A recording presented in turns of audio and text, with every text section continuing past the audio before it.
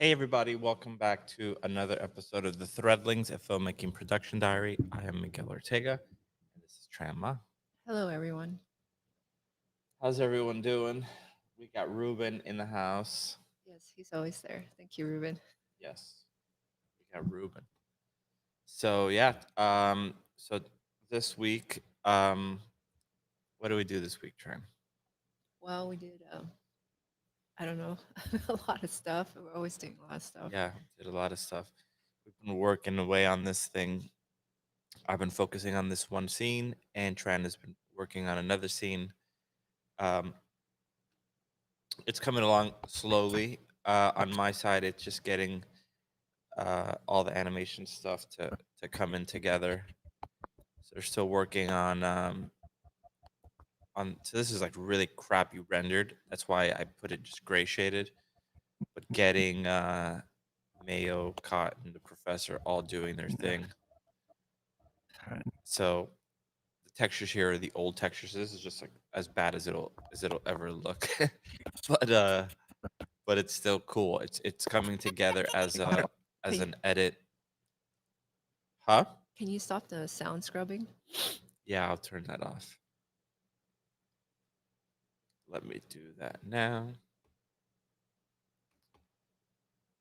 So I love this feature. It's the sound scrubbing, and it's basically this. Like when I scrub it, Yeah, I can hear the sound. makes sense for you, but I can't stand it. But when you're trying to sync the sound to like the lip syncing, like you absolutely need that. But it is extremely annoying if you don't need it.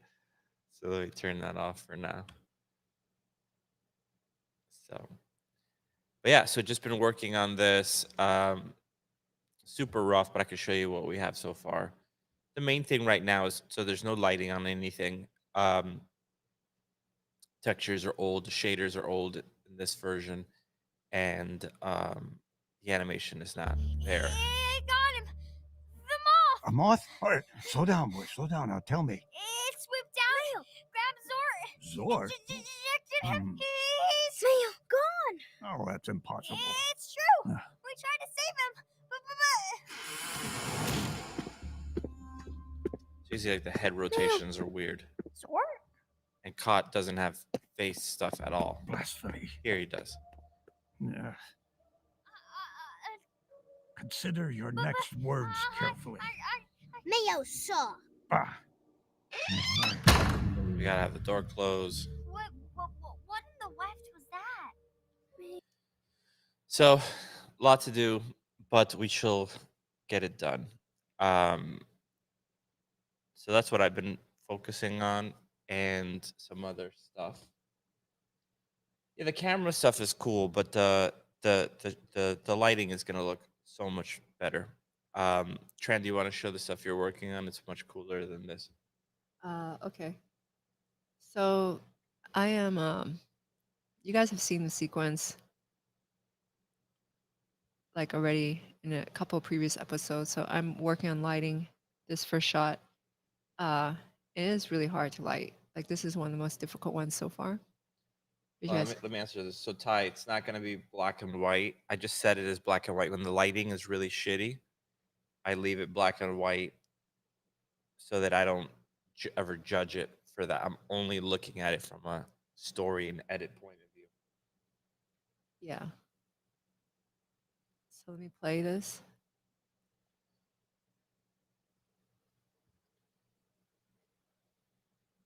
I don't know how it plays on your. Plays perfect. So yeah, so like I don't know, Miguel could probably show what this first shot used to look like, but this is a very, very difficult lighting. So I've done multiple other approaches. Let me see. I just want to show. Let me pull up some renders. And then I'll talk about how I lit it because this shot is really hard. The way she lit it is crazy. So I actually tried rendering this in Path Tracer. So like when we talked about this, like I don't know which episode, but um, a while ago, and the cactus look a lot nicer with path tracing because the subsurface looks real. So subsurface, like in Lumen, is just not very convincing. It looks like plastic sometimes, or like it has no subsurface. And if you use path tracer, it will look just as good as like V-Ray or Arnold.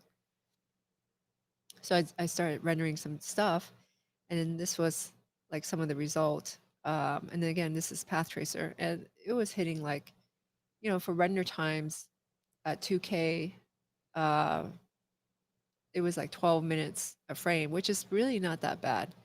But I just feel like maybe that's not the best approach. You open it again. Let's see if I can find. Okay, so I can't. It's not hitting that. But it was, I couldn't seem to light it right with Lumen. Like it just looked like a really bad video game. It's like the only way I could describe it. So this is also path tracer. I forgot to turn on a command, and then all these fruit are all like boxy. The command to enable nanite. Yeah, nanite and path tracer. And you can see the flowers have these like black artifacts, and everything just looks really weird. But yeah, I just feel in my gut that this was looking better. But I had to be able to get it to work. Now, let me see if I can pull up what it was looking like in Lumen. Just give me a second. Let me open another map.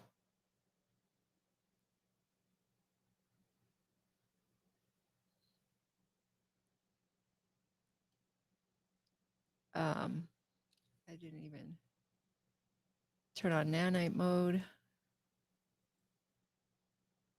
There we are. Daria says everything combined looks incredible. Thanks. So this is what it was looking like. So he says happy Threadlings Day. This is what it was looking like in Lumen. What do you think, Miguel? Looks horrific. Yeah, it just looked like they just look really CG, Like these are like just like glowing plastic things. And that's the problem with the cacti. So like if these guys weren't like so small and these little things were like, if these guys were human size and these would be tinier, you wouldn't really notice like how good they don't look. But because all these cactus are now like huge and this thing is like huge like this, it's like really obvious that it just looks like crap in terms of the material. So it's not like the assets are wrong or it's textured poorly or anything like that. It's just how the shading is. And you're really seeing like it not working very well because it's so big now. And so this was the shot that I was rendering in Path Tracer. And I just felt really like this can't be it. Like we didn't use Path Tracer on Voice in the Hollow. Isn't there like a lighting scenario where I could not depend on these things looking, so subsurfacey? So I started like Googling stuff. Let me see if I can pull up what I found.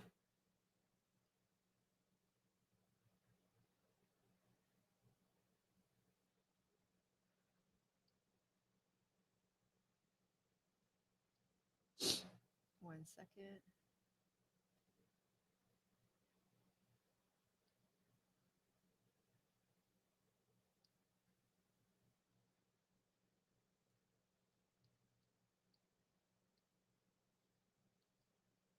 So I started Googling stuff and I found this. And I also noticed like, I think most things I find on Google now are like AI art. So I don't even know sometimes if something is real.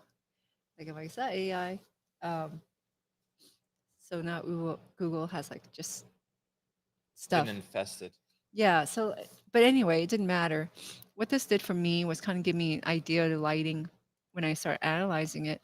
It feels really nice. It looks nice. We have sunset. It's also like very blue, and the lighting is like very overcast, right? It doesn't really have a strong sunlight, and everything is just like lit kind of evenly, and it works. And then you're just kind of seeing the color. So from there, I started thinking, okay, if I can just, maybe I can try lighting um, our shots that way. Let me just now open up the other one. And that's the Niagara Power Cliffs going nuts. They just blow up. And then this is the map. So this is what like the environment looks like when it's not in the sequencer. And then when I load the sequencer here and we look at the camera, it's much brighter. So I'm doing a lot of like post-process tricks, right? And then now we kind of have something like this. And, I think it looks better. Miguel, you agree it looks better, right? Yeah. And I was, just as the stream was starting, I was asking Miguel, I'll ask him again, does it look better without the tall cactus or with it? Turn it back on. Hold on, actually turn something else off. I think with it. You think so? The reason why I removed them is I started feeling that the moth looks a little small Yeah. Yeah, without it. without.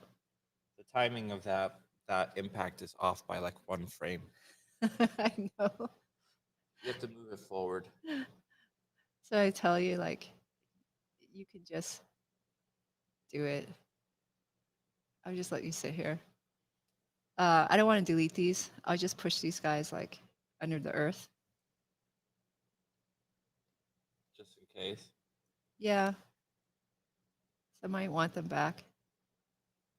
And they're kind of, it took me a while to place them. So instead of hitting delete.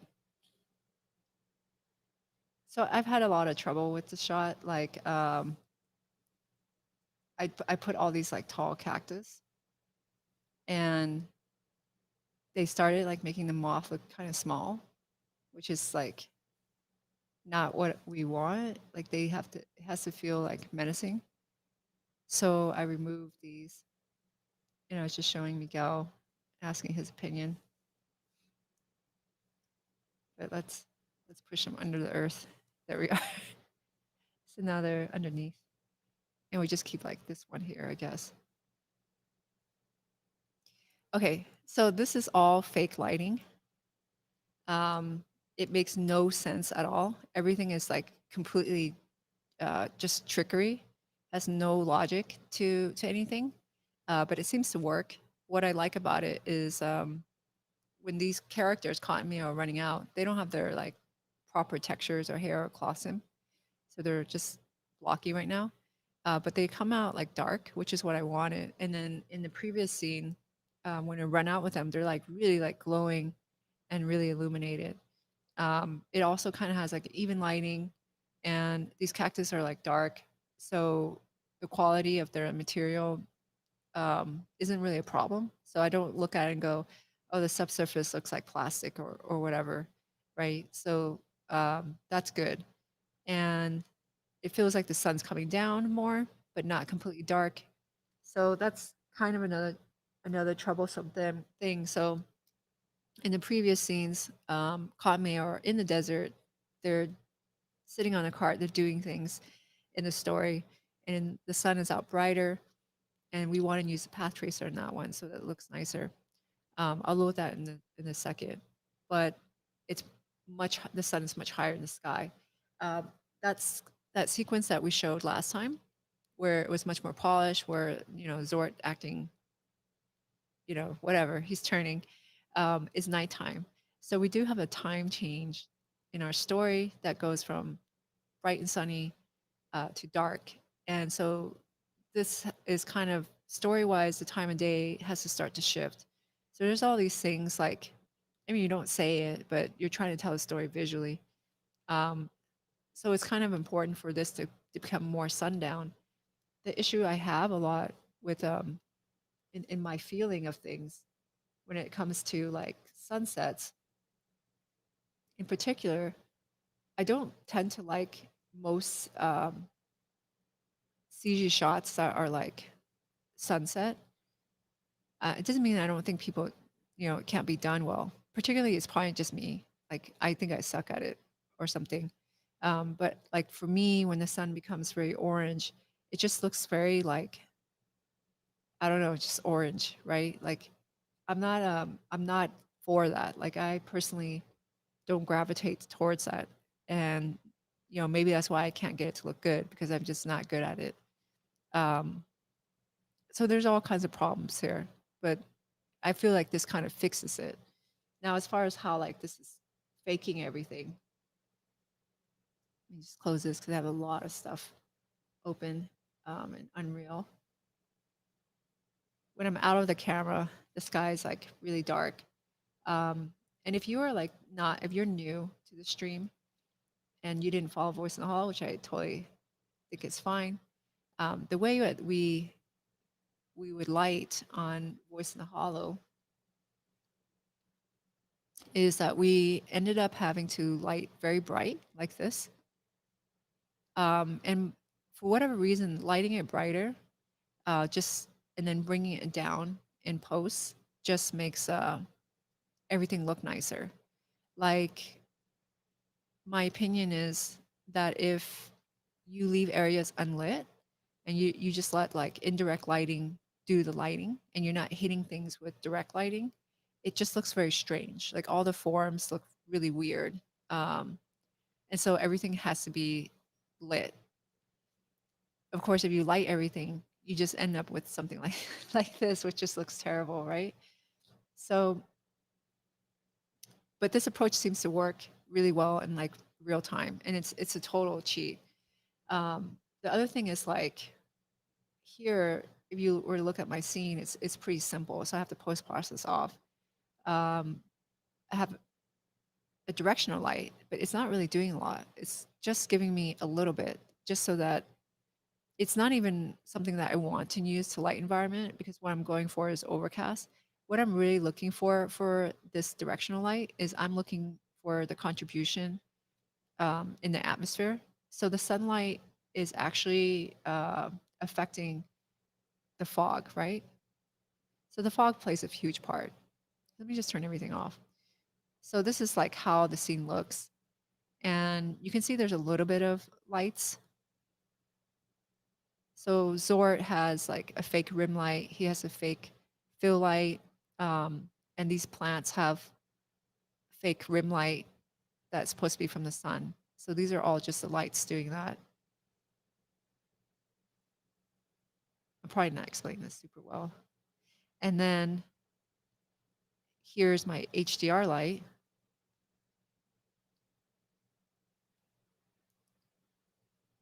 I don't know where my HDR went. Oh, it's just really bright, I guess. I'm afraid of breaking the scene. When you light like this, your stuff becomes unstable. And we have the fog. Okay, so the fog allows us to see the background again. It's super weird.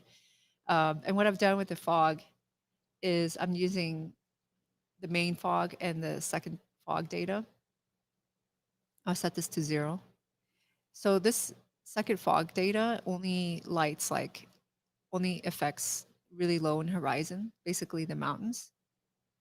And it's because I notice in a lot of photography, the mountains tend to, just disappear. If you look at the scene, it's the mountains are really not that far. They're just this. They're like just rocks I stuck in the back. This is like really broken out over here.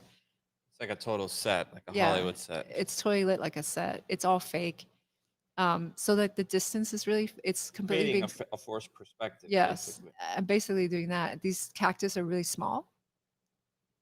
They just look like they're far away. They're just tiny. so, so it's completely fake. And then again, what the sun does is it gives me this glow. You'll notice more in the post process. So when I turn on the post process, it looks much nicer. What I've done in the post process is not too well, it's a little bit more. I have some gain gamma effects. They're not really strong. They're like bumped up by 10%. So I'm not. I'm trying to make sure I don't push it too much because it will look you can like really crunch the stuff. But if I turn that off, it still looks all right. It just looks like it needs a little bit more punch, right, Miguel? So a little bit more saturation. And I think in color correcting, we can put it further in some gamma and gain. It looks better with that, right? Of course. I haven't really showed Miguel. He just saw it last night a little bit. And then we have the vignette, which we always use. A little bit of lens flare. So the lens flare, I just changed the default one. This actually comes inside the engine. If you just go to the content folder of the engine and you type OK, there's all these other ones. I just didn't want to use the default one, which is like this default one is what like a hexagon, and it just becomes really obvious. So I'd rather just let it be round. And then the other thing I have is just this exposure that's helping bring it down. So it's really like this is what it looks outside. And then now that's how it looks. Now that is connected to the camera. So that's why when I'm out of the camera, it just becomes really dark. So that kind of explains what I've done. It's super broken again. And the other thing I've done is I noticed like a lot of things become, let's hide the post process. They become very blue. So no matter how I would light something, a lot of the textures, like these are mega scans, this rock here, and so is this one. They're brown because dirt tends to be brown. But I just couldn't get that coloring. So I made the dirt blue, right? So you look at this, it's like, that's the dirt. It's That's the literally, coolest part. it's literally blue. And I'm like, all right, cool. So I'm literally coming in and just doing really weird stuff to this. Like this cactus is not its original color. I just duplicate a lot of these. And so they're just getting color corrected to kind of just fit into the shot. And it seems to be working. Zort has like specific materials that I've altered because he looks a little bit too dark. So he wants to know if we're gonna do anything in Nuke. No, this will all be in Unreal. Yeah. It's possible that we might do some things, but we're not planning it for it as part of the main pipeline. It's just if we need to do it for some stuff. So that's why I was trying to get the timing here, and Miguel will come in. I'll let him do the timing. I wasn't so concerned about the timing. What I'm concerned about is the color of the dirt. So the dirt is like, I didn't make this Niagara explosion. I just bought it on the marketplace, and it's like the colors are all weird, and sometimes they look like it's like glowing and really white, like they're a little bit too emissive. And so I've been just adjusting the materials to make it try to fit. And here, let me show you what they look like without their light. So Zort has like a light on his face, and he's got a fake rim. So if he didn't have anything on him, he would just be like this, right? So the face light is supposed to feel like indirect lighting from the sky. So it's just trying to fake, okay, the sky's coming down and hits his face. And then the rim is like, there's the slight effect of the sunset. And the rim is not very strong because, it's that time of day, but we just still want that effect a little bit. And then moth has some stuff too. So let's bring the moth down. I hope the Niagara works out fine. I have to render the shot to know. I don't know why it's like exploding twice, but I think it shouldn't explode twice once we render it. There's like some playback thing that I have to figure out. Here's a light hitting the moth's face. Just to pick up a little detail. Yeah, so the thing with Unreal that I learned is like, if you want things to look good, you have to light it. You have to hit it with a light. If you let like indirect lighting, just like bounce light, do the lighting, which meaning like, More of a V-ray approach. yeah, and that's how like not just V-Ray, but that's like any what they call I guess it's called offline rendering, right? It's like where if you're lighting in any other situation, you let the indirect light do the work, um, and it looks really great. It just doesn't work in this engine. You just have to hit it with the light. So it's back to like Voice in the Hollow days, where I just faked everything. I'm still not done. So there's things that I want. I want as a moth flies in the air up here, like I want the wings to be backlit. I cannot get that backlit to work in Lumen. Like it just doesn't do it. Like it just glows like a gummy. I don't know how to describe it. It just doesn't do what you think. Um, where I want the light to do that work. So I have to figure out what to do. Um, I'm gonna probably paint a texture on the wings, and the texture is gonna illuminate. So it's just it's just gonna glow, and so it's gonna fake it. So I'm gonna texture in the fake black lighting in the wings. Uh, so it's a lot of the shot is a lot of fakery. So it's a lot of work, um, but I do have control over it, and we can render it.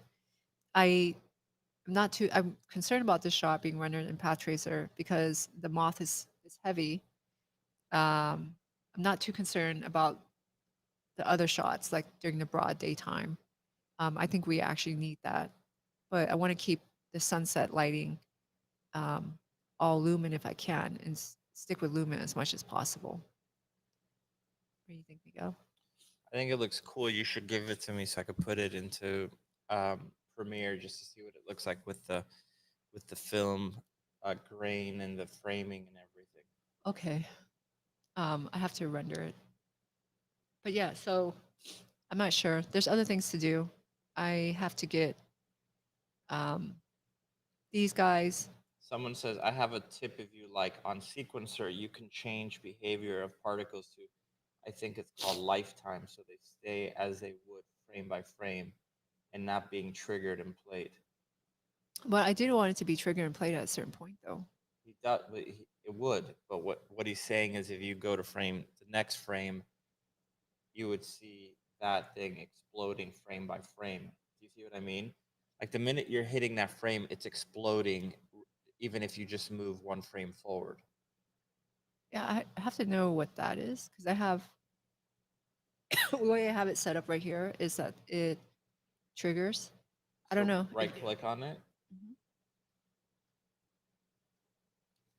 Can't right click on this. Maybe go to properties.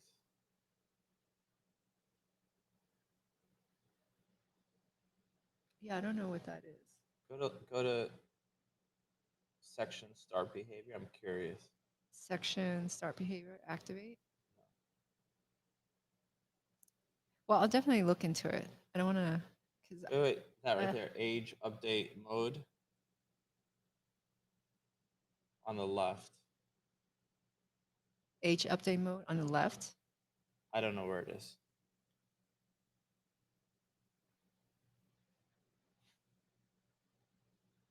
Yes, that drop down. Age update on the left. I don't know what left is. You mean down? This is the left. Desired age no seek. Is that the one? No.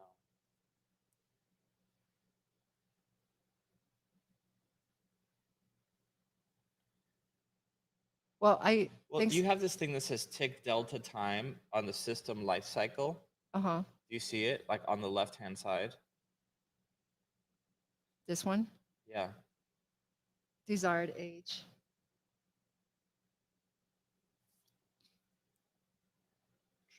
Try desired age. I'm curious.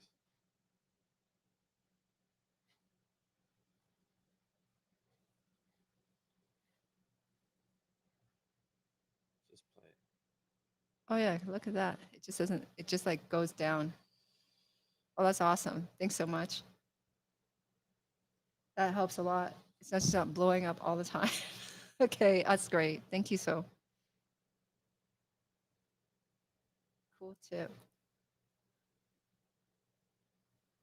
And then you think that the frame, Go to the next frame.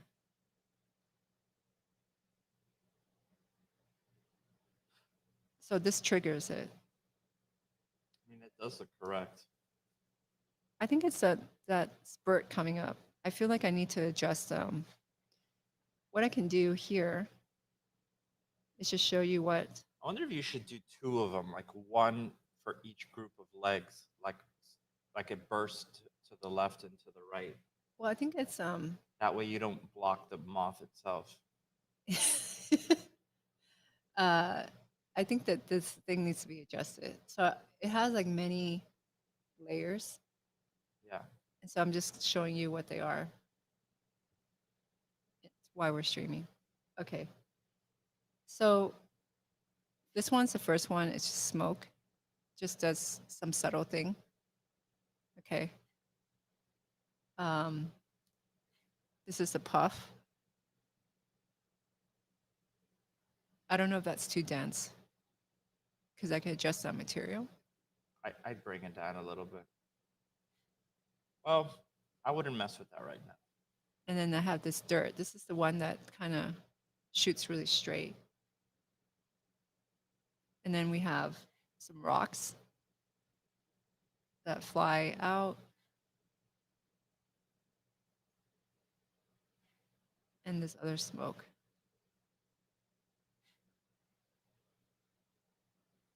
And more like wispy things. I do have to adjust that. Like I can see things like, you notice how the hair doesn't necessarily respond to it very well. Like it like lights it up. You see that? Got dusty. Well, but it's not doing it to the whole body. It just does it to the hair. And so it's like there's this weird outline. But I think I can fix the material for it to get that to work. Anyway, I don't know. Do you want to show anything else? I don't know what I'm going to show. Well, I have some boring stuff that it's going to be very tedious. What's the boring stuff?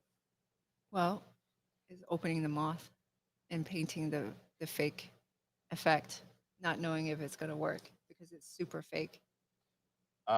Is dirt layers cards or UE sims? Those are sims. Those are Niagara sims. Yeah. Are these placeholder effects or final? Well, they're final, but they're not done. Yeah. I just stuck it in and I just started tweaking it. Yeah.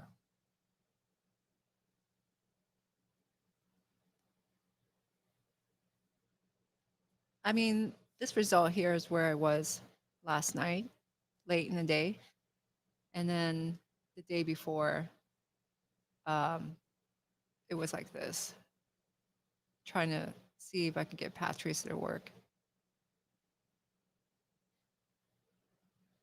Oh, there's no comparison. The new one is way better. Yeah. The interior stuff like was much easier for me to light because it was more staged. And this is exterior.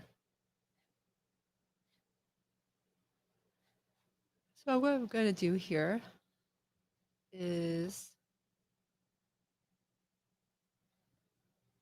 open this moth and see if I can paint this.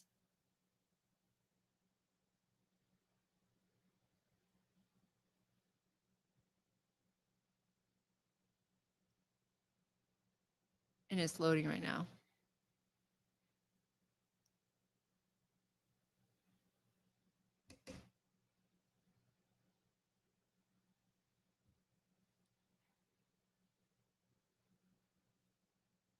You like Miguel's idea to emit from two groups, one in each leg, flowing more outward. I think I can, yeah, I mean, that's cool. I also think I can adjust like the actual Niagara stuff. So it's, I don't know, do something with it. Infinity Studios. Hello. Tran, we're like, what the hell are we gonna talk about? Just show the stuff you were gonna show. I think it's cool. Well, I am showing it.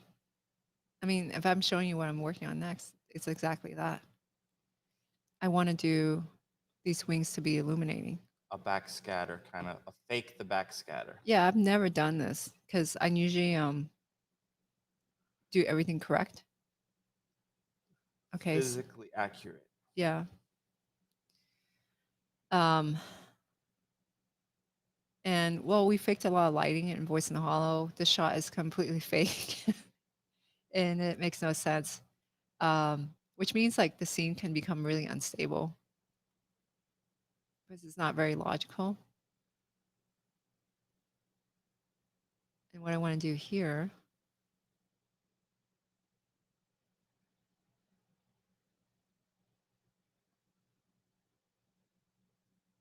is isolate this and see what I can get. So it would be ideal if all like this section over here feels like light comes through it. I'm not sure what I got in terms of the ambient occlusion, curvature. Curvature could actually be really helpful. Like if I see these kind of rings. So kind of darken them a little bit. Yeah. And then thickness. The thickness baked out really messed up.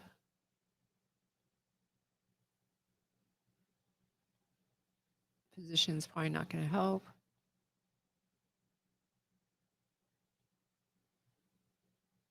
Thickness might have helped if it was working. You think you could re-render it, or not render, but rebake it? No, I think it's just like that. Sometimes because it has a lot of UDIMs, I know it's substance. It just does that, and no matter how I don't know what the solution is. No matter how much I try to rebake it, it just keeps giving me this. And Mari does the same thing. That's a shame because that's like exactly the path you need. Yeah. I mean, I could do things like, for example, no, I don't know if I want to deal with it.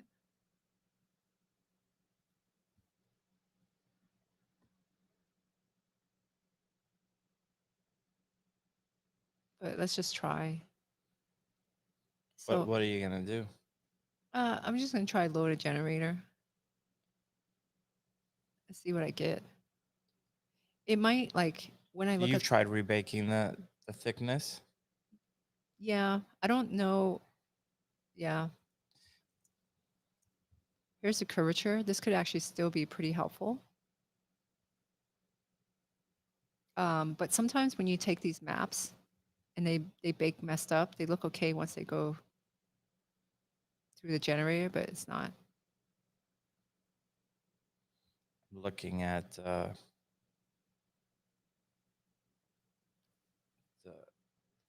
Adobe site to see. It's okay. I'll just paint it. I don't know if this is going to even work. So then I could just be doing all this and it just looks like crap at the end. So it's like a lot of experimenting. The curvature is pretty stable. I just want to see how it reads these things. Okay, so huge looks bad. Big, let's see, large. It reads medium, all right?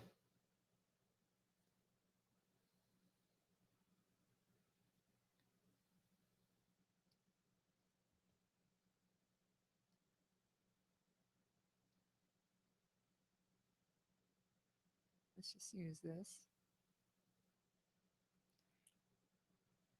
And this is kind of like what I fear doing on the stream. What is?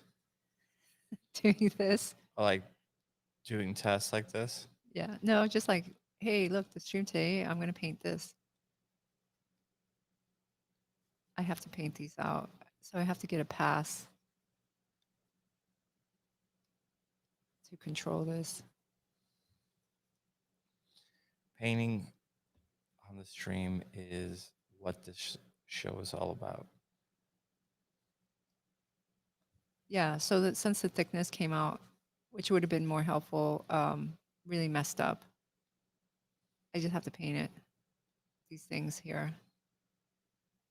At least I don't have to paint the veins precisely. And also, like, all this effort could just be really useless. So I do have days where, like, I mean, kind of what happened with the path tracer, right? Like, I spent several days trying to get it to work, and my gut feeling was that this is not the right thing to do.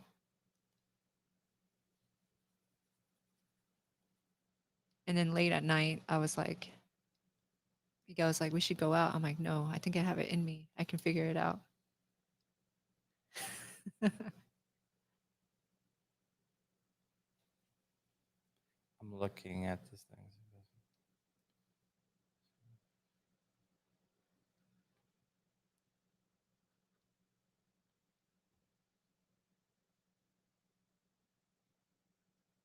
Well, someone's okay with it. Bobby doesn't mind watching me paint. You know what we need? We need that That where is it? the music, Yeah, let's see. put some epic music on because I'm painting black and white mask. I do want some color. So there's other things like I have, like this is probably, I knew this was going to be the trickiest shot for me. Just getting it like into Unreal was like really time consuming. So the lembic size of the moth is 12 gigabytes. Now, if we were doing this in the previous version of Unreal, we couldn't even bring in a lembic that was 12 gigabyte because like the maximum was 2.2, 2.3 if you got lucky. yeah. So like it just wasn't that large. So It was a RAM thing. So a lot of files, and it was a RAM issue in terms of the software. Would crash out at 2 gigs. I remember back in like the ZBrush days and everything. So I don't know if they updated something so it's using like it's a 64-bit install versus a 32-bit. I don't know, but I know that other programs in the past would cap out at 2.3 gigs. So I think it had to do with that. yeah, so this one was great because we could actually get it in. Now exporting like a 12 gigabyte Lembic file takes a bit. Like I could start exporting it out of Maya, like have lunch, and come back, and then it might be done. So it's like, you know, it's been a bit since I've had to work like that. Like if you work in CG for a while, like everyone's had that experience, you know. When Mari first came out, Mari is a texturing program. We're not using it on this, but you want to archive your file, which is the equivalent to saving. You don't only do it at a few points in your day because it would take like an hour. And so you would do it like at lunch and then you would do it at night before you leave work. And that was it. Those are like the 2 moments that you can do that. So also the other thing that makes, if you make mistakes when you're exporting, you have to do it again. So one thing that what the moth has is that it has really complex material assignments. If I click on the moth, I can't click on it. Okay, here it is. I want to hide this. Actually, the one with the fur.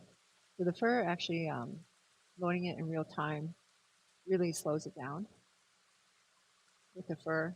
And so I actually have a version that has no fur when I want to work faster and just scrub through things.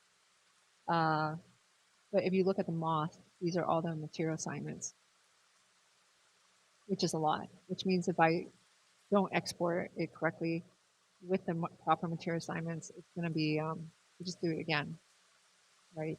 And this is how it's broken up. So it's a very complex texture. It has a lot of resolution, that type of stuff. Like just takes up so much time getting it in here. And then importing it in here takes a bit too. So I don't really look forward to that. The fur went through a lot of optimization. I mean, I could probably show that. I think it's okay. I won't crash anything. I think I might close this.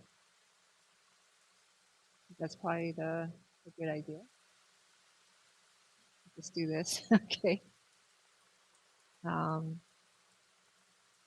Let's see. It's fine. The fur, I was very careful counting how many strands there were, because it's very easy for a creature to have like over 1 million strands of hair. Like I think animals have like million millions of hair or something like that, right? Like the human head has 100,000, and if you're like, that's just your scalp, and if you're big and you're completely covered, it's very easy to get to that number. I don't know exactly all the hair counts of different animals. Logic.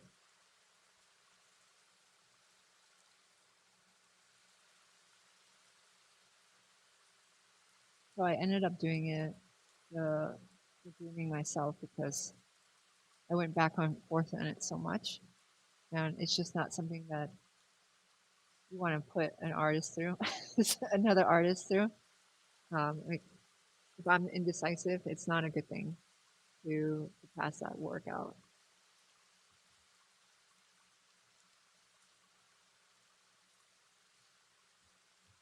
And it went through a lot of nitpicking, and it still might change too.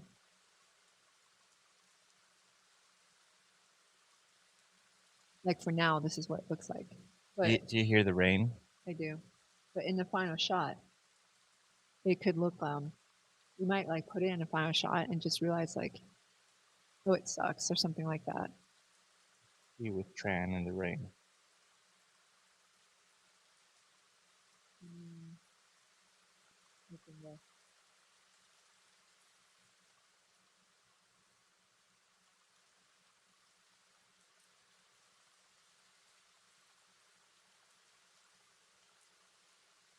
Marmoset bake.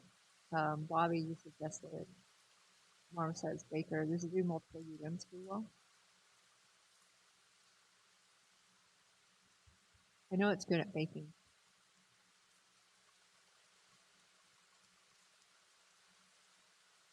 Okay, here.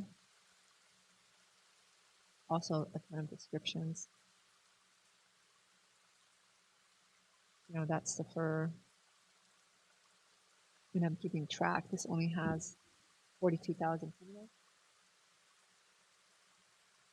I also have a light. Let's see what it looks like.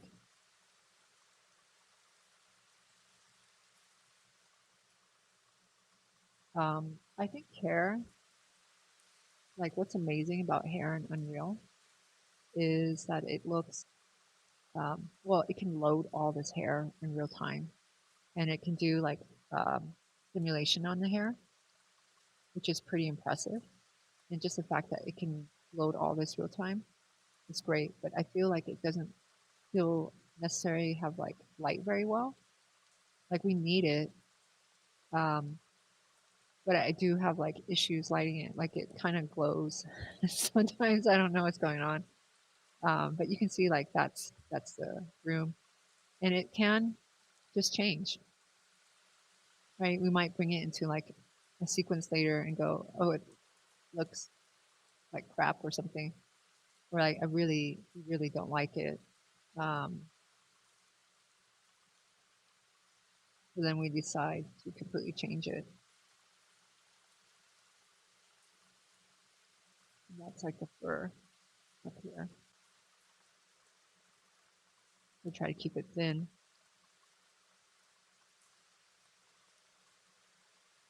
Like that. It has a lot of descriptions. And then I spent a lot of time filming like Zorik. And then all his clothes kept falling off. Like crazy falling off. Yeah. Kind of funny. Like his everything. Like he was pantsless. Yeah. Like his moth was like all kinds of stuff into him, and then like he's like rolling on the floor, right? So like his sleeve would be ripped off, and like not in a way that like looks cool. Because if it looked cool, we just like, oh, that's cool. It just looks like a messed up simulation. So that took a long time, and I ended up having to break his cloth simulation into two. I also did a thing where I slowed it down. So I took the alembic and I like half the speed, so it's double the frames. And then I was able to actually simulate it. And then I had to go back and then retime it, the simulation. So it was very tedious. And then just trying to make sure it lines up. Like I'm not an expert in like cloth sim. Pretty good at cloth sim, Tran. I'm gonna break it to you that you're kind of an expert. Kind of an expert. Well, I couldn't when I was retiming it, I was just making a mess. Because you were trying to figure out the math of it, but Yeah, because I couldn't figure it out. if you're not a cloth expert, then my God, who the hell is? Well, I can make the clothes in Marvelous. Yeah, that's called a cloth master. Is Marvelous literally watches your stream. Come on. Yeah, but they still, you know things, show me things that I didn't know Because they're because they work there. Of course, they know everything. This show has this like project has made me like use Marvelous so much more than I've ever used in my whole life. What I'm doing here is I'm going to paint this out. So that becomes a mask. And I'm probably, I'm going to set up a texture because I don't want to just like whatever this glow texture looks like is how it's going to look. So if I just paint crappy black and white, it's going to just look like a black and white glow, which is very terrible. But I need all these things.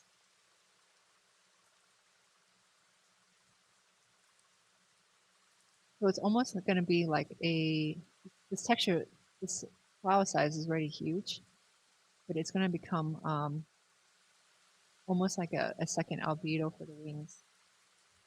It has to look as good as the albedo.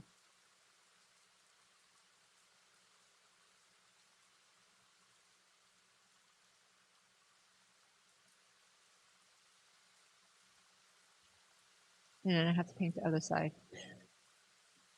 So I'm almost done on this side. And now the other side.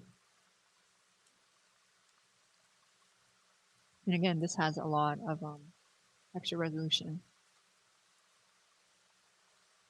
So the textures we're using is like 4K right now, but if we need to, we can use 4K ones, which we'll probably do. They get pretty close at the end of the story.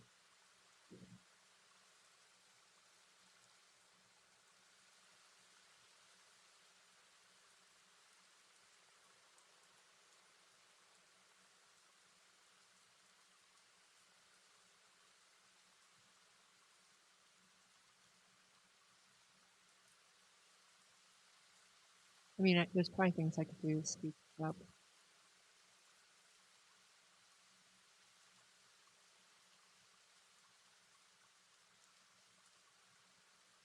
Let's see.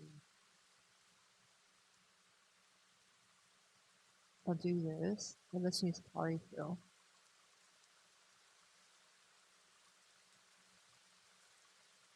We'll get some of it.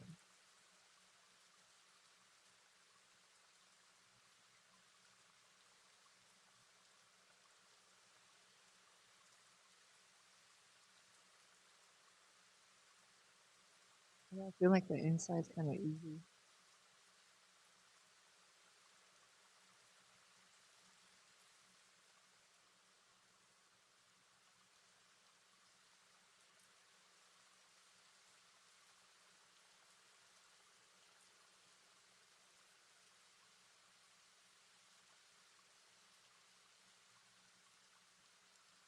wish that this tool would be modified, that it had like a lasso.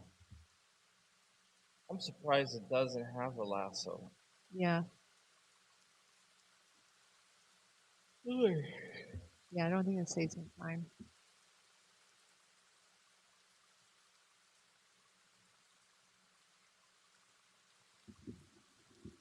Somehow the viewership went up. So they like your The mask painting. masochism with Tran.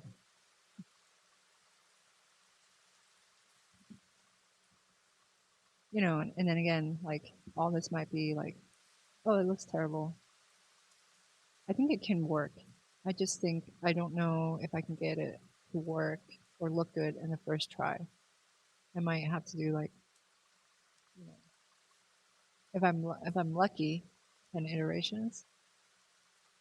If I'm not lucky, so many iterations that I just get tired of it. But I really want that effect. I'm not sure how this is going to work with the hair. Like if it works poorly with the hair and then realizing, because if this illuminates, it means it illuminates the hair. And so the hair is going to glow. There's all kinds of like bad stuff. If we go with path tracing, the wings will backlight by itself. Like the shader will do all the work.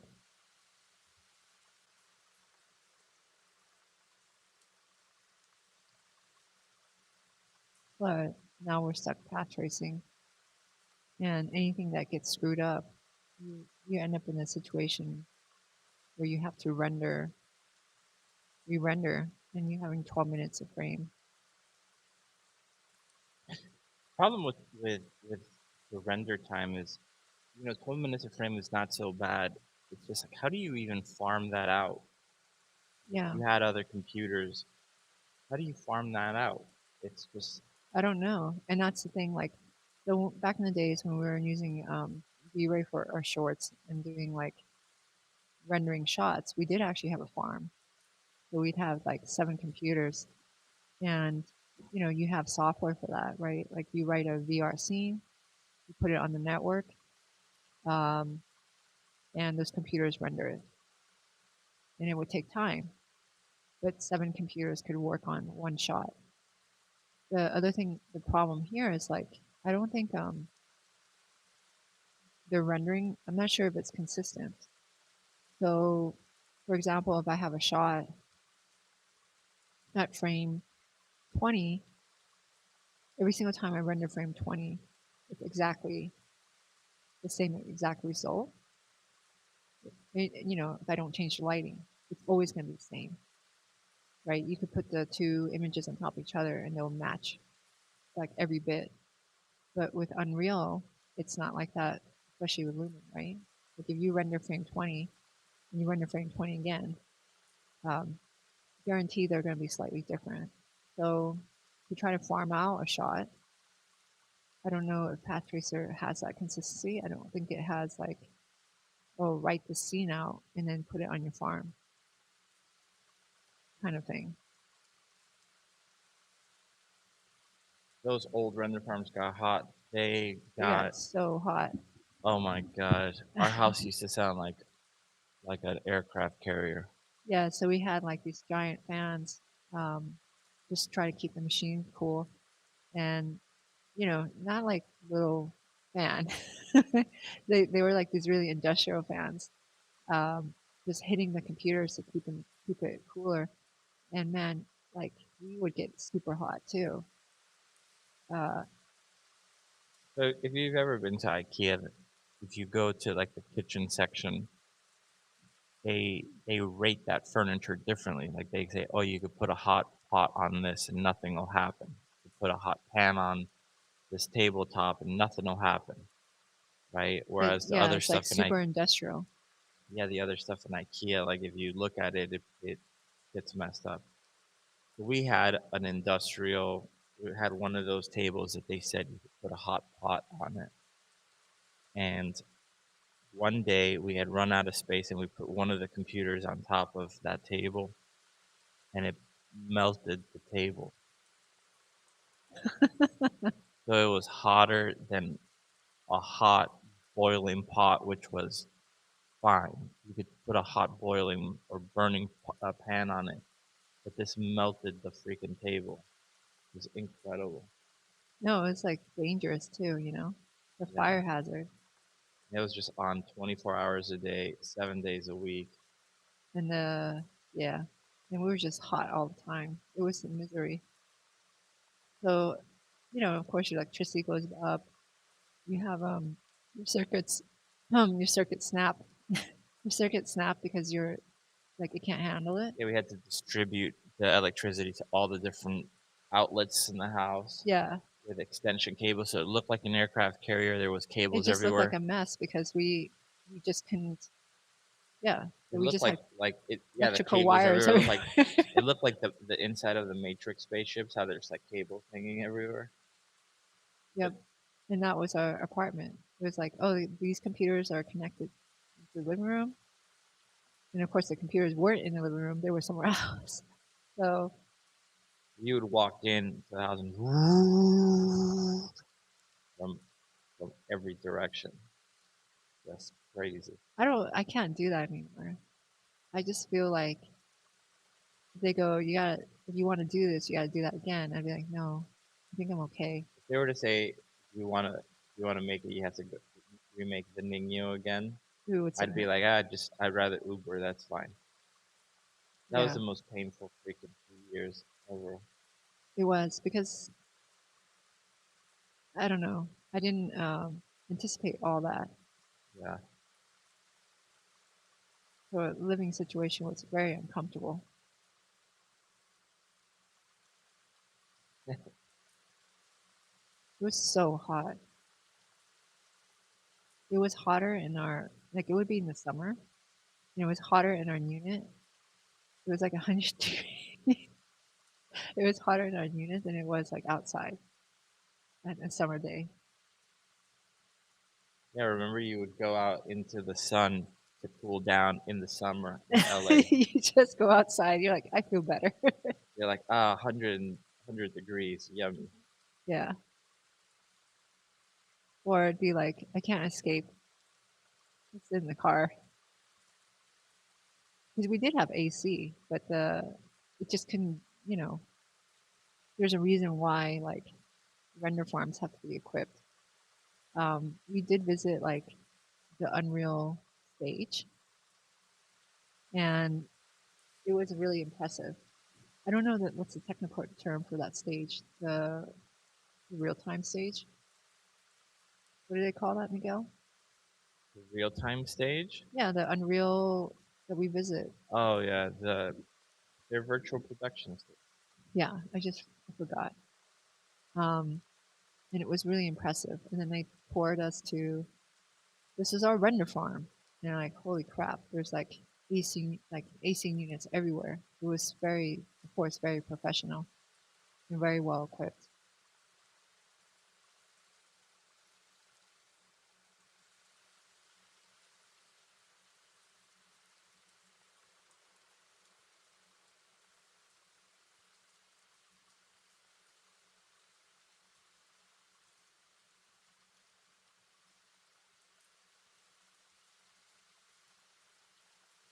Well, all that led to us doing real-time stuff.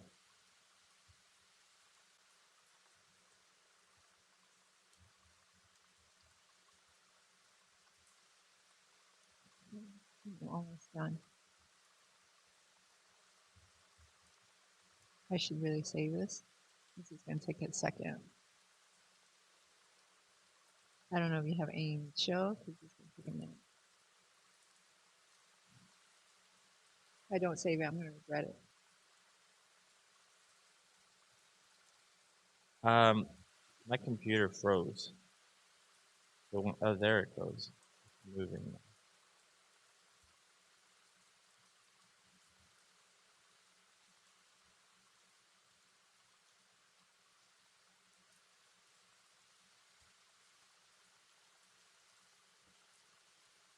Well, I guess if you see the bottom screen, you can see Miguel's little thing. Little edit. Yeah, it's like all in the window.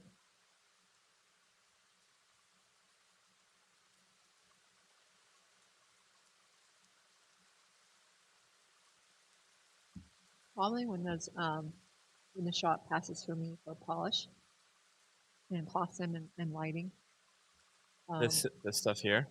Yeah, like probably Shrag, he might get adjusted in his textures and stuff I like think that. the eyes need something. I think so too, but I think his eyeline is weird too, though. His eye line. Yeah, I feel like I don't feel like he's there in performance. Yeah, we're still working on it.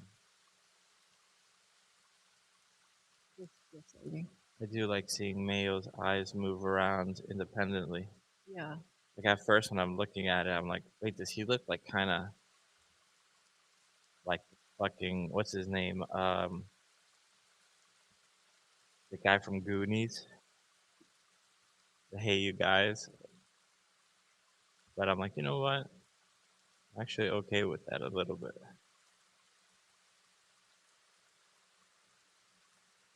okay. So I have this here. I'm gonna look at it like this. So this is what the color map looks like. I want to get.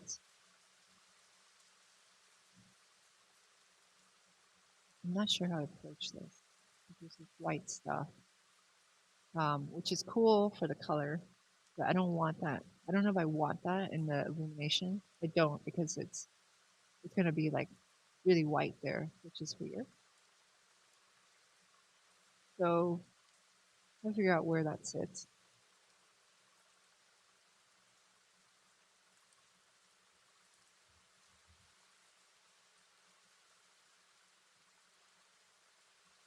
So I didn't originally texture this, so I don't know this file well. Okay, so it's in these guys.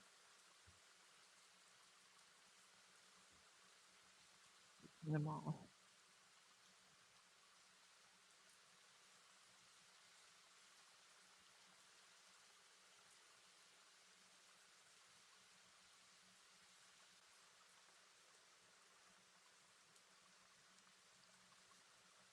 Let's see how it looks. See, like this file is really big. It has many layers. And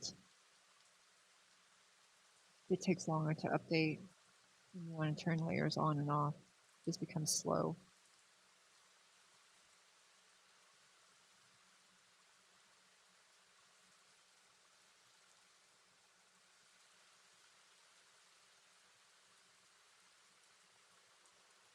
Okay, it's finally updating.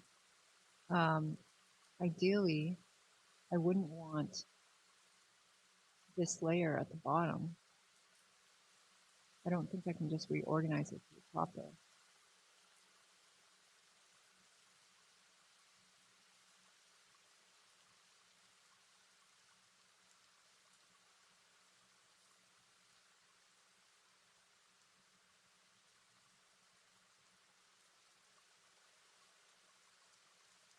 See what happens with here.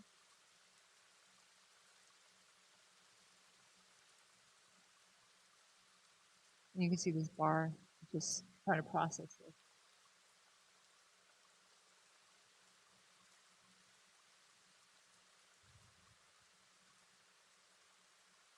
Yeah, it's like no.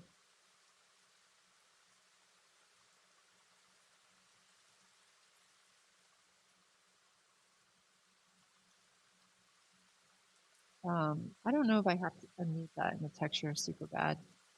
Like I'd rather just not have that in the textures. Maybe this one doesn't hurt.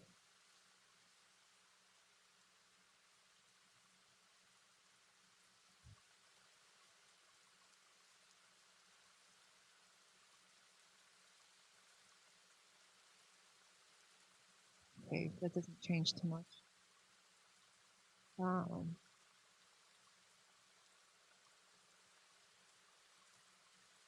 yeah, I think these I can go without. Let's see, turn it on. This is such a long time. But like, I kind of dread texture changes. Why? It's super slow. Too many layers.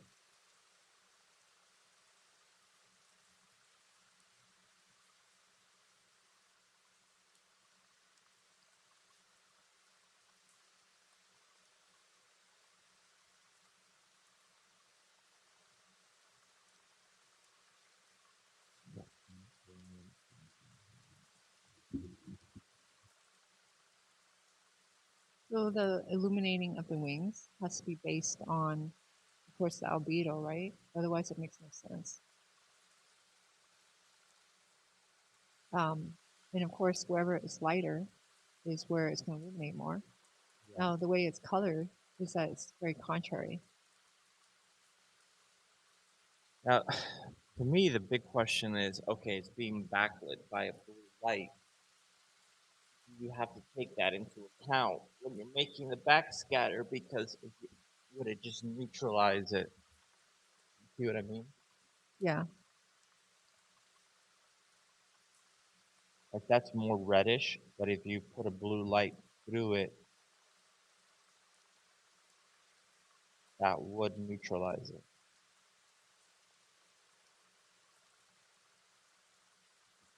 okay. I'm just going to get rid of it.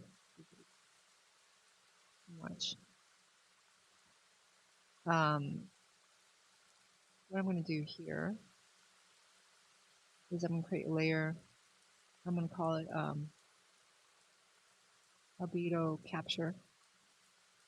And I'll put an anchor. And this layer, just have color activated. And then what I'm going to do is I'm going to create a, I'm going to see what's in my user channel. Okay, so I'm using that for like a normal matte split. So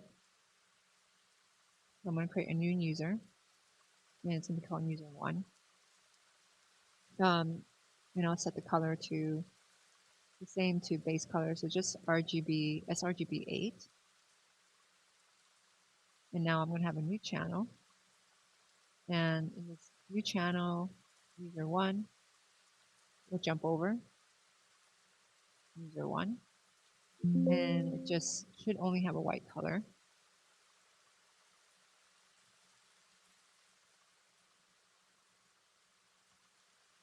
Okay. And then what I'll do is I'll load albedo capture in it, and it will pull in the base color channel. Flatten. You can see it needs time.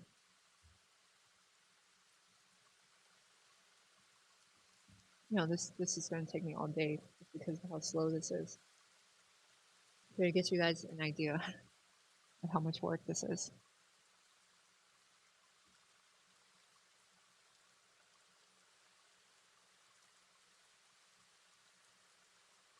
I screwed up. I didn't set that to opacity.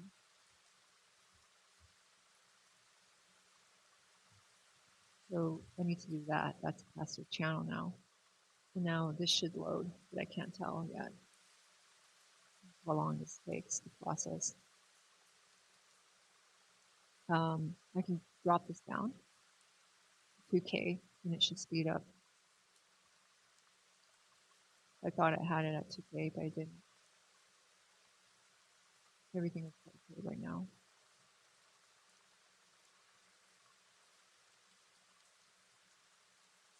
It's like rendering.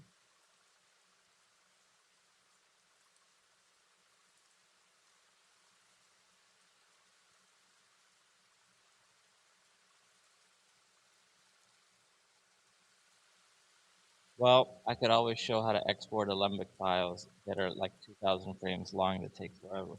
Yeah, you can just stare at Maya. Yeah. That's what Miguel's doing on his screen. I'm waiting for this to just process.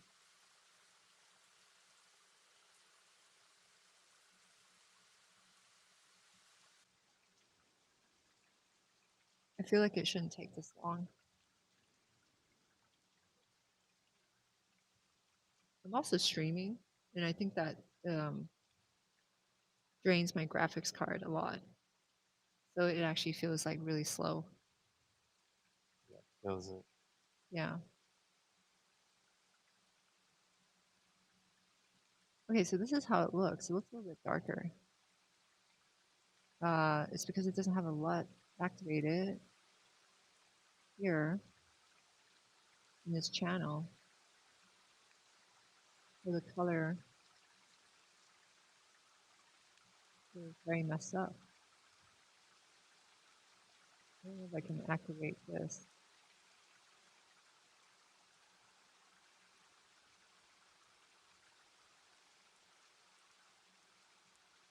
Yeah, it doesn't do anything.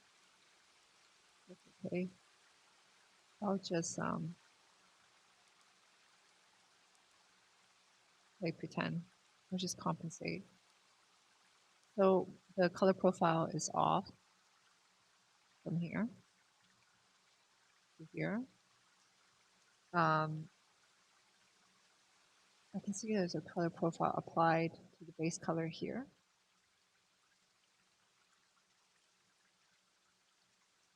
And I don't know if that does anything. So I just tried to apply it here. Now I'll wait for it to load. Usually when I do these user channels, okay, it works. They're just black and white. I'll call this emissive. Okay, so now I have that, and I'm just working on this one. If I go back and I look at my material, this doesn't have any effect because it's not loaded into the main like preview. So this is like basically like a hidden channel that I would export. And all this stuff here that I'm going to do is going to be affecting just that channel.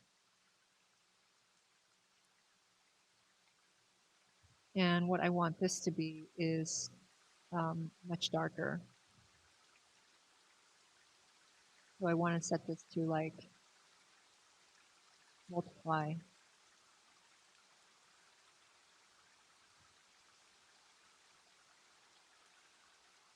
I forget. I need to work on user one. Set this to multiply.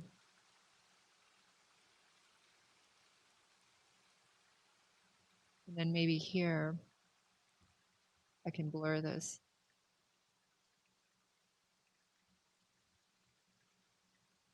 So it bleeds out a little bit. The blur doesn't work well on scenes. I have to be a little bit careful.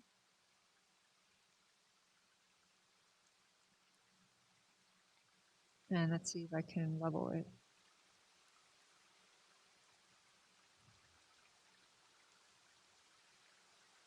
Okay, now that area is darker. I'll figure out what to do with this yellow. Maybe I'll just paint over it or copy the mask. That's kind of a pain. I'll call this emissive 1 as just one of those layers.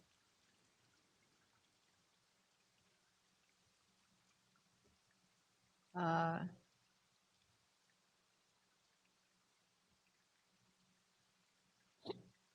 don't know if you want to answer that question in chat.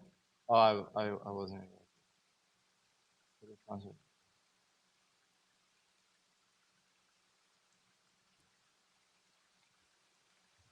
I don't even know how to answer that question.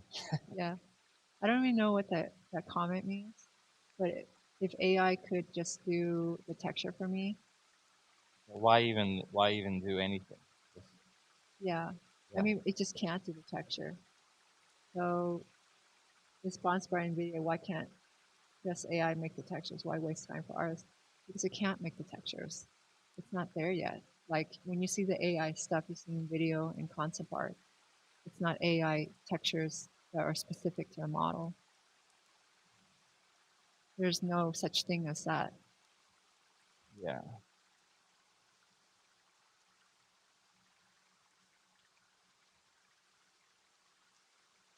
Okay, so now I'm going to do a capture here. Set this to pass through. Let me have it set to affect that. And then what I want to try to do is color correct this here so it's brighter. And the colors are just crazy now.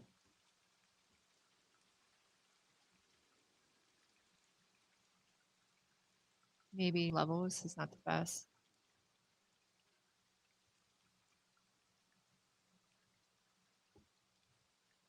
Maybe we just try brighten it. And you can see like the textures are breaking.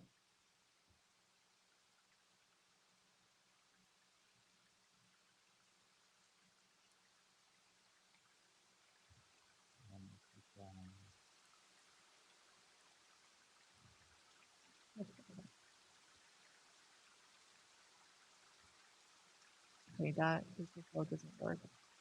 Let's flip it up like this. Maybe it's just adjusting the saturation. What color do you think the wings should be when they glow? Miguel? I'm thinking.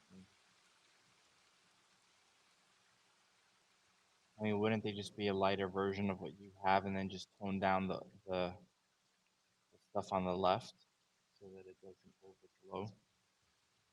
Yeah, I don't know. I don't know if I can work with this. With what? These base textures. Because they're not correcting well. Maybe lift the black.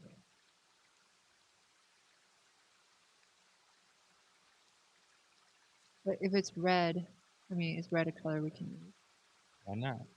I don't know. Because it's supposed to be very significant. It's not going to be red. It's going to be reddish.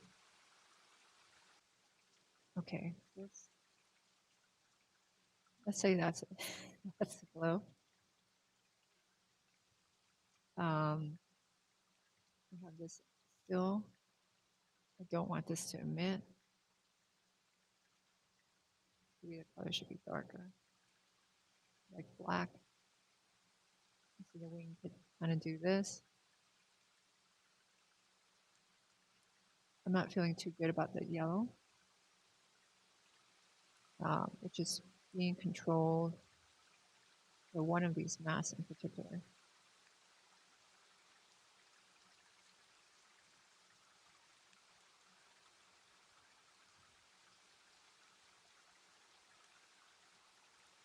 The color's yellow, blue, yellow one.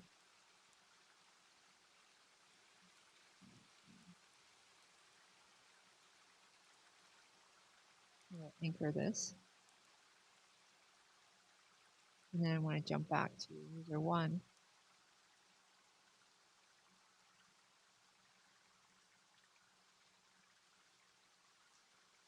I can read that same anchor.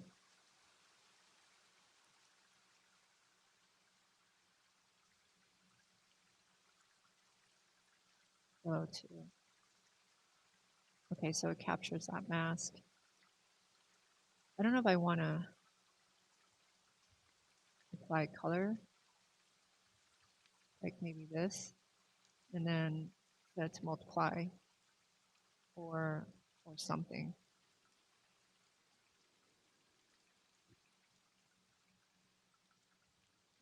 That do that something like that. I don't know. At least it's not yellow. And I'm not sure how this is going to work with the fur anyway. But this is brighter. The other thing I do want here is I'm going to pull a generator again. I do want to pick up this curvature. Like define these little loopy lines because I think it would be cool if the light passes through that.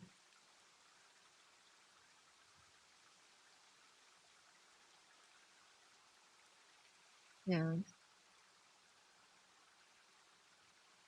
This can sit like this. All these like lines. So we'll have this allow like maybe less light.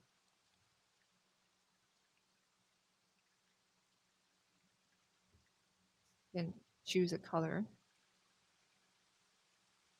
Set this to multiply. And then less light will directly go through there. And we'll see how that even performs. If it even looks good. Some other stuff. I'm just going to do it by hand. Where I don't want these to glow.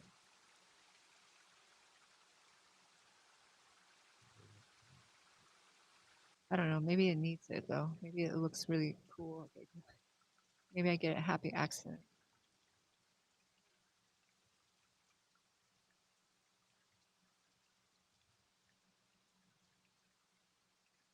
Let's just go with this.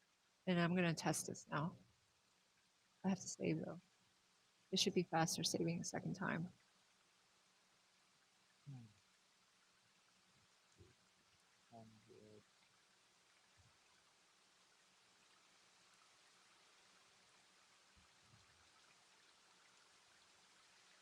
So I'm glad that it's somehow relaxing.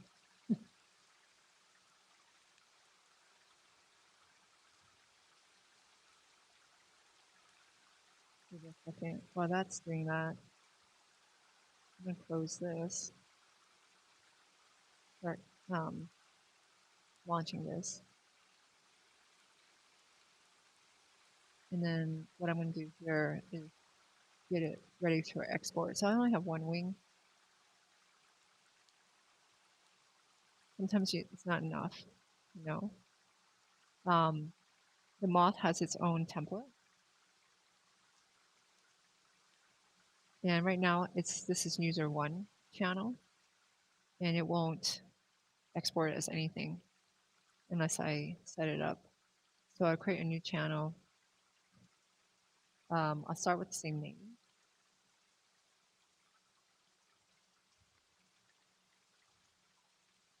Except for base color, I'll call it emissive. And then we'll connect it from user 1 to here, from RGB. And now I could export that. And I don't want to export everything because it will take a long time. So we'll hide all these and just find wing front, wing left front, and disable all these exports. Scroll down.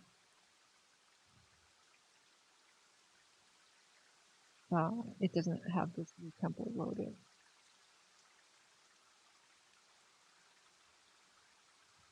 Like moth.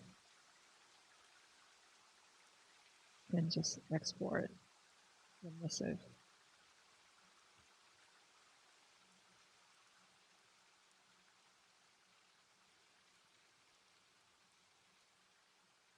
The naming is okay. Yeah. The naming is like really sensitive for this one in particular. For the materials? For the textures, because there's so many. Okay. And I'll just save again. Now, when I do this type of work, you can see I have the moth here. I don't want to take it into a usually gigantic scene. My Unreal is slow though. I think I have to like close down. I can't even rotate. The other thing is like Substance takes a long time to close. I was just like hanging out. So I can actually close it. Okay, I'm closing it, but it's not going to close right away. And it won't, so I can't do anything. So that's why this is going to take a long time. Like I can't move around. And this is a very light scene.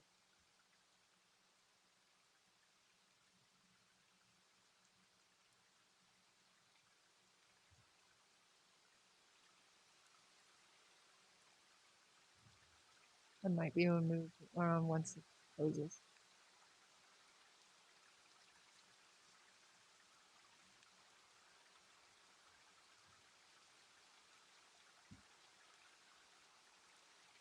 I'm looking at That Zort. yeah, it looks Performance. pretty good. You want to see? Yeah.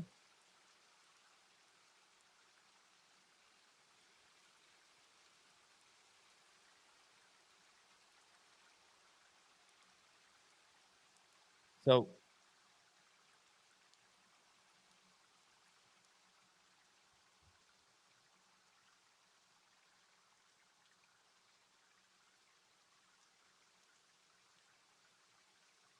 he doesn't have the secondary movement on the hat. I gotta turn that on, which makes a huge difference. I think that face stuff looks pretty good. The expressions.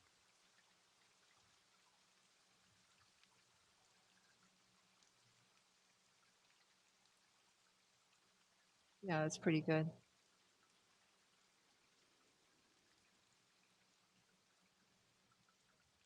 He looks like a total douche. His eyes, though, always look like they're out in space.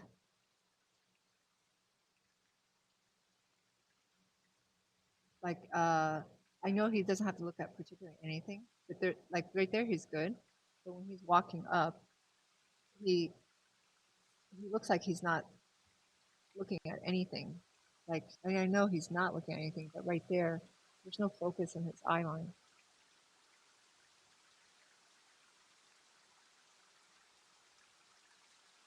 But there, you're not gonna see his face anyway. Yeah, but still, like you don't want weird eye lines. But you're not gonna see his eye line, is what I'm saying. No, he's just No, in the dark. completely in the dark there until right here where he turns on the light. Now he's looking at the audience. You know what? Also, too, like try. You do have to light the face a little bit, even if it's very little lighting. And then you can actually see the expression. Like that looks good there.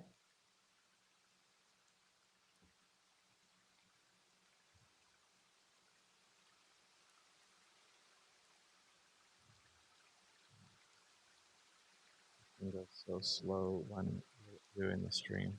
Yeah, you're like getting a hit. It's selecting something. It's like, okay, selecting a light. 1, 2, there we go. Rotate it. 1, 2, 3, 4, 5, 6, 7, 8. My goodness.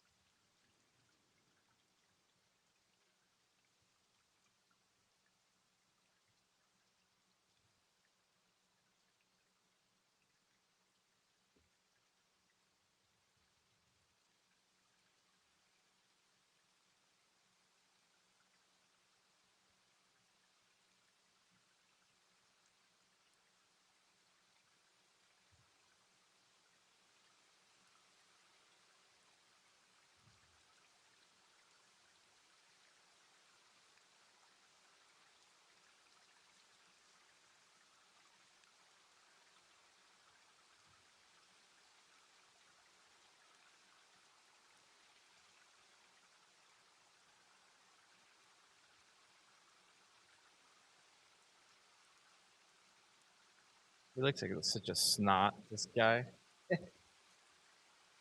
All right, let's.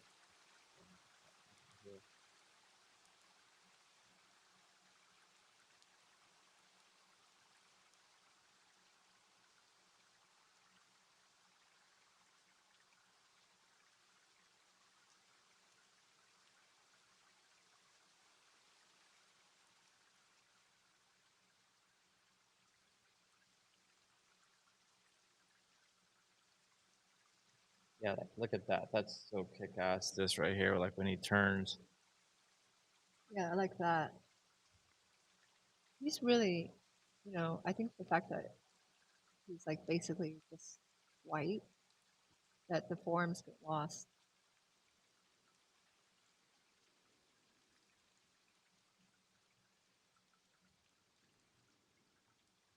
Kevin did such a great performance on this when he did the mocap. Yeah.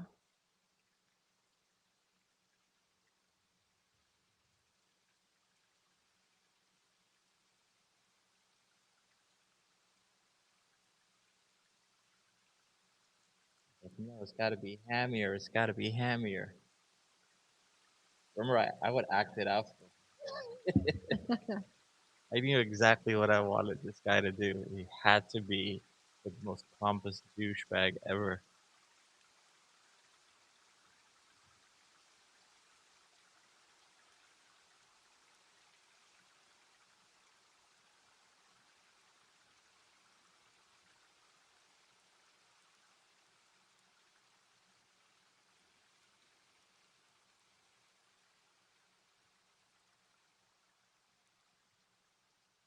I love that the floor here is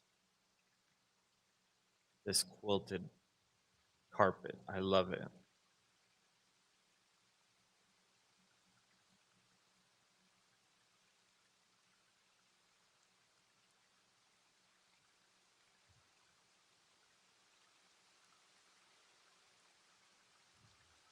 That's cool.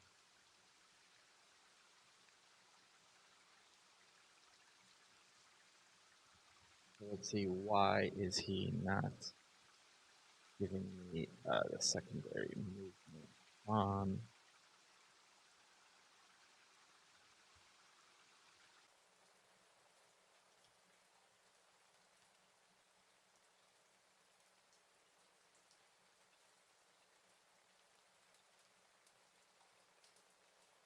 That was what frame.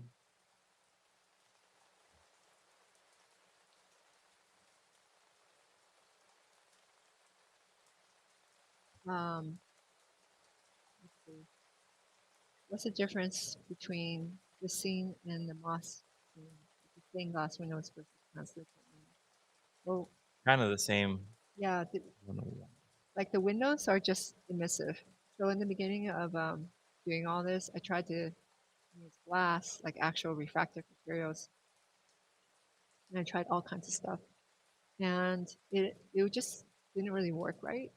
Because refraction is not really all there, and it has like problems. Like you can't cast shadows. Like it wasn't casting shadows, so it just looks so strange. So we just dropped all the translucent stuff because I feel like it would have been problematic for us later, just trying to make stuff work. And we just made all the windows emissive. And the thing that I'm trying to do, the wings, it's just light. So it's like totally fake. You can only use like based on shots. Like I'm not gonna have the wings glowing all the time. It would just be like an exception for certain shots. And then that's it, like maybe once or twice. So all that work just to get a faked effect that usually comes for free anywhere else. Which we much rather have it had come for free. Trust me. Yeah, there's no like joy in for me like that. Like it's just more work, um, and we don't need more work. We want things to be easier if it's possible for it to be easier. I mean, I am setting it up here so I can take over the screen. So what I've gone and done is duplicate my master material and create a new one so that it can be emissive. And I'm just renaming all this stuff. So this will be emissive. And I'll stick this, I don't know. It's also in group one, which doesn't make sense, but it's fine. And then I'll rename all these here to that, although I shouldn't have done this change. I have to change these names, otherwise they get attached to the duplicate. I'm just going to add EM to all my parameters here.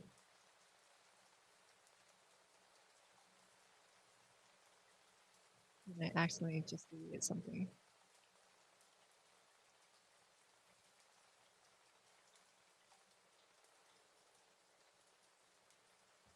You know, when I'm talking on the stream, like the microphone's like right in my face, so I can't even see my screen.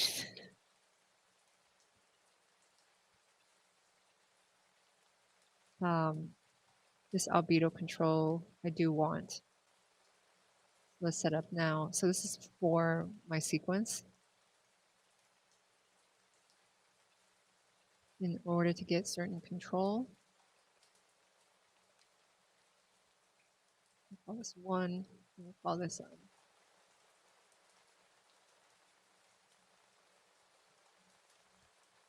emissive, and now this parameter will drive just emissive. And the color tint I want to. I don't remember how I control that through a parameter though.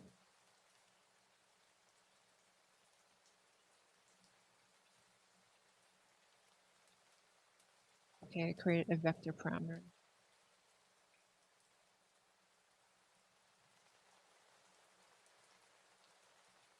We'll call this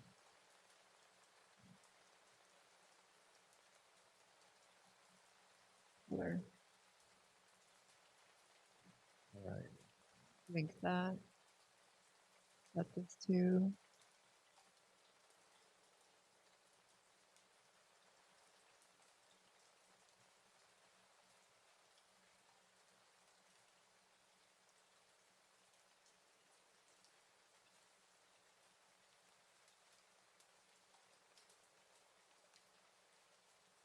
No, I don't see it showing up.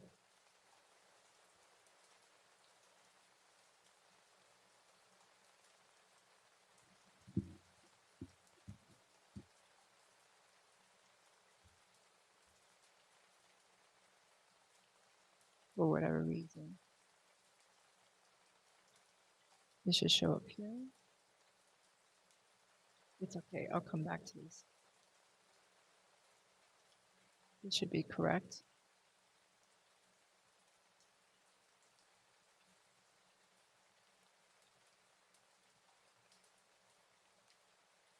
Yeah, and sometimes you just have to restart. I don't know if that's the problem. Okay, so all these need to be assigned a new group, or else my instance will be a disaster.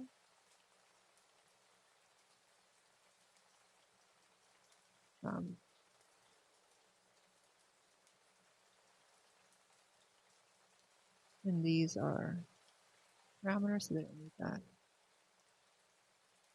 And then I'll connect this to emissive color. Emissive color should just be black initially as a default because you don't really want this whole thing glowing. And we'll put in a black virtual texture. Okay. Come back here. I now have this in color and tint and all these things. You'll be able to key that, right? So as you'll be able to bring it up and down, yeah? Yeah, but the parameter's not working for some reason. I have to figure out why. I probably just need to restart it. So I can't right now.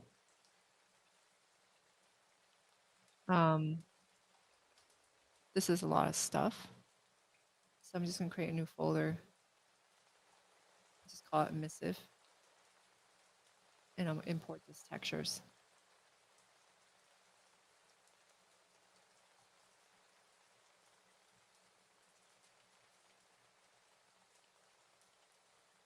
And drag this in.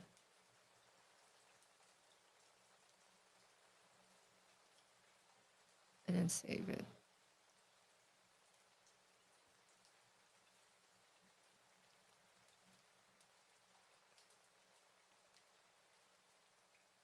We'll drop this in here. Okay, so now it should be able to glow. And then there's some color corrections I have here. I don't actually have this material assigned.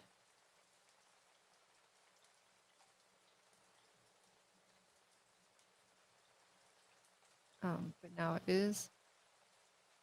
And it's very strange.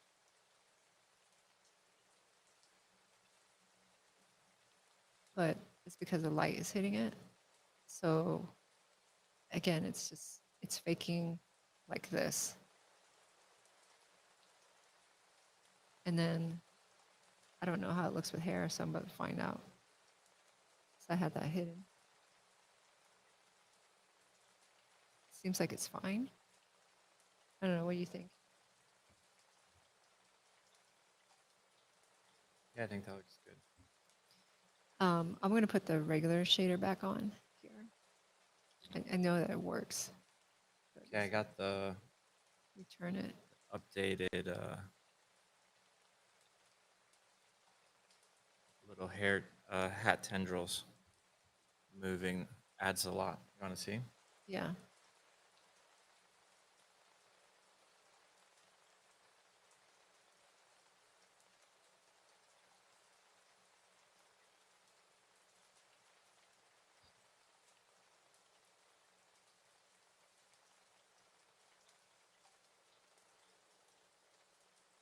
I could probably stiff them up even a little bit more so they feel less underwater.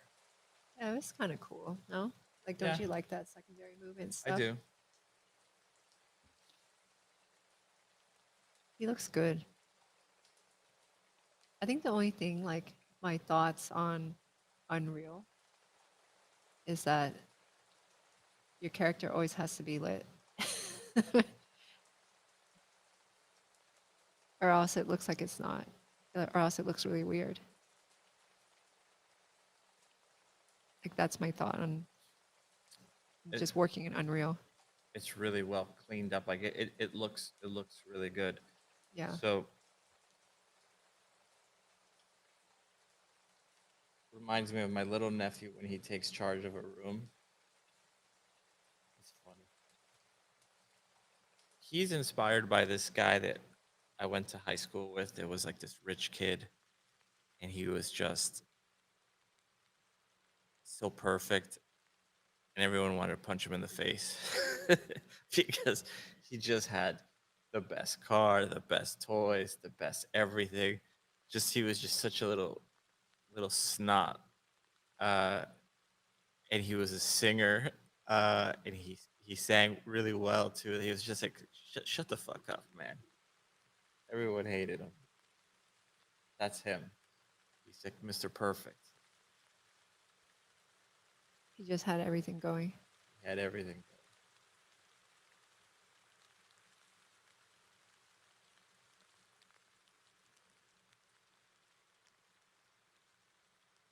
Yeah, I like it. All right. Well, that's reassuring. He is working, so that's great. So the lighting for this would be, this is not going to be in this shot. The lighting here has to feel like it's all dark here, and then when he does this, boom, the lights turn on from above, very theatrical, like he's up on a stage, and then he's going to start giving his spiel here.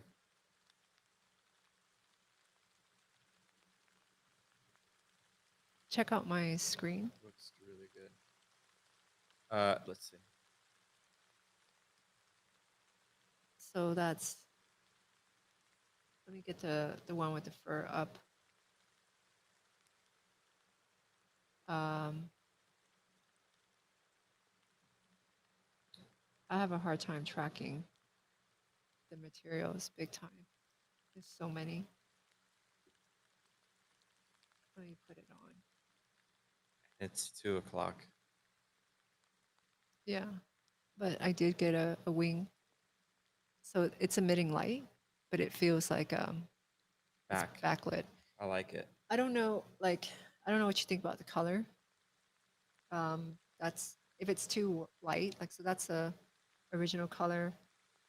That's original brightness. It's not very bright, so I can multiply this and control that. I don't know if you think that's too even. I think that looks great. Okay. We're kind of too far to see like all the details I put in. Do you think it should have more color? Like I can bump up the saturation. Could. That works. That looks nice. I could also change the color too.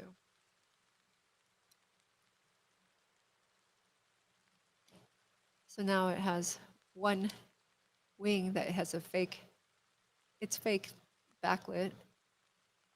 Now, the thing I have to do is be able to drive the control of this emission in the shot. So this is just the material. And I can, but I think I have to set up more stuff, particular to the moth. Like break out his own stuff. So it's not working yet in the sequencer, but I should be able to put in a parameter in this sequencer and say like, you know, when he's at certain angles and you shouldn't see it glowing, that it doesn't. But I don't think you even notice from here. He's like just really far. So Mike says more saturation makes it feel more like subsurface. I agree. I like it with more subsurface. Or sorry, more saturation. Are you guys using nanite skeleton mesh on the moth? No, we're not. That's it's not nanite at all. Yeah, I don't think it's a big deal for our characters to be nanite. It's really like our environments need to be. And then the fur is kind of heavy. Yeah, you know, the thing is the nanite stuff is cool, but I still don't know what the workflow would be. Would you, because yes, you could get the model out of ZBrush that is much higher, but then how do you get that rigged and brought in? Yeah, I don't know. And my God, that Alembic file would just be like terabytes. Yeah, I don't know. I think it's cool that you could do nanite and bring in super high res stuff, but if it's Alembics, and it's every frame is a different model, and it's just gigs per frame. I mean, you'll go through an entire hard drive with one shot, I think. So, yeah, but I'm curious. I'm curious. I just don't know what the workflow would be. Yeah, I think that's it for today. We're Yeah. at 2:00. I did something successfully, I think, and I have to get that working on the other stuff. We need your triumphant song. Okay, so thanks everybody. Thanks to Gnomon. Thanks to Dell and NVIDIA. Yeah, we appreciate everybody coming in. And, you know, this stuff gets boring. So we appreciate you guys hanging in there. We know, Yeah. we know this stuff is not, yeah, it ain't like watching that lady break dance at the Olympics. It's not that fun. Okay. All right. See you guys. Bye, everyone.